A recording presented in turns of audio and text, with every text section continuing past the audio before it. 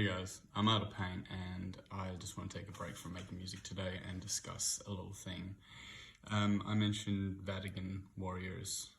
Pretty much my meaning of Vatican warriors are highly religious people that just follow what the Vatican has been pushing. In my opinion, the Vatican is just Rome.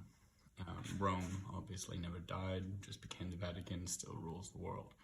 And some of the questions I just have about that is things like the Geneva Bible. Like, there was 13 months in the year and everything like that in there. So what year are we actually in, and what implications does that hold? Like, when was what, and when are we, and when is things going to be? Speaking of time, you sort of look at the big picture of all religions and everything like that, and you realize that Christianity is very, very, very young in the grand scheme of things. And you'd think if it was the ultimate answer, there would have been remnants of it throughout history.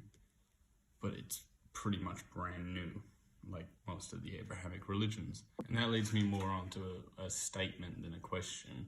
But I've noticed that within Christianity, people tend to just write off things and quote scripture that has been written by King James in the Vatican and everything like that as if it's truth.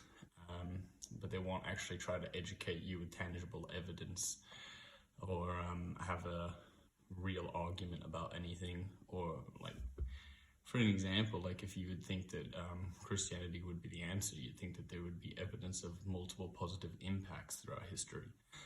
But it looks like it's mainly negative impacts. Within saying that, in Christianity it says not to praise any god or false deities apart from God himself. Most religious leaders and most people will follow Jesus as if he is God and not really talk about God but talk about Jesus all the time. And I just find it very interesting. That it's kind of like hypocritical. It's kind of a duality there.